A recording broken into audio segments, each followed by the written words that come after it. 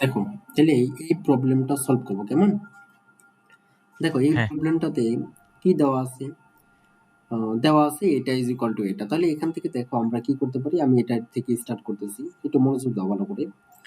দেখো তো হুম আমরা এটাকে 3 ইন্টু এই 27 কে আমরা লিখতে পারি কিনা যে 3 টু দি পাওয়ার 3 পারি, ইয়েস পারি।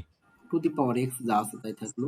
সিমিলারলি এখানেও এটাকেও 3 আকারে কনভার্ট করো, তাহলে কি লেখা যায় 3 টু দি পাওয়ার 3 2 স্কয়ার দিয়ে তারপরে x প্লাস 4 থাকলো, লিখতে পারি। হ্যাঁ লিখতে পারি।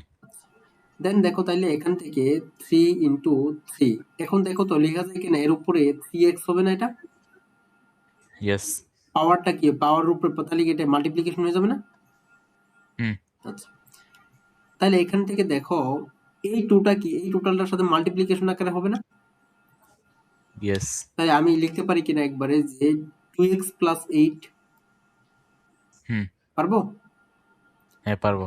আচ্ছা দেখো বৃত্তি সেম থাকলে পাওয়ার গুলা অ্যাড হয়, জানো কিনা আব্দুল্লাহ। বুঝি নাই। দুইটা সিমিলার থাকলে পাওয়ার গুলা অ্যাড হয়, জানো। হ্যাঁ জানি।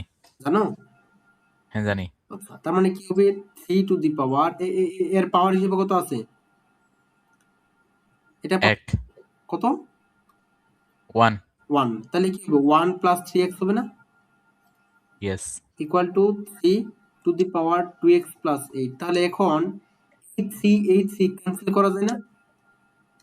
হ্যাঁ ক্যান্সেল করা যায়। কেন ক্যান্সেল করা যায়,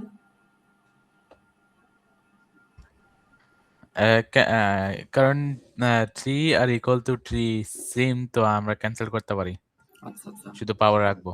হ্যাঁ পাওয়ার রাখবো। তাহলে দেখো তাহলে এখানে কি হলো ultimately 1 plus 3x is equal to কি হবে তাহলে 2x প্লাস 8, হুম ঠিক আছে। তাহলে এখান থেকে ঠিক x আছে। এর ভ্যালু বের করো, তাহলে কি করবা এই 2x কে এই পাশে নিয়ে আসো আর 1 কে এই পাশে নিয়ে যাও। তাহলে আলটিমেটলি যদি হুম 3x কে এই পাশে নিয়ে আসো তাহলে কি হবে, এই 2x কে এই পাশে নিয়ে আসো তাহলে 3x minus 2x is equal to 8 minus 1। তাহলে আলটিমেটলি হুম দেখো 3x মাইনাস 2x তার মানে থাকবে হচ্ছে x is equal to 8 minus 1, that means 7। এটাই অ্যান্সার, এটাই ওকে অ্যান্সার, ঠিক আছে। ঠিক আছে।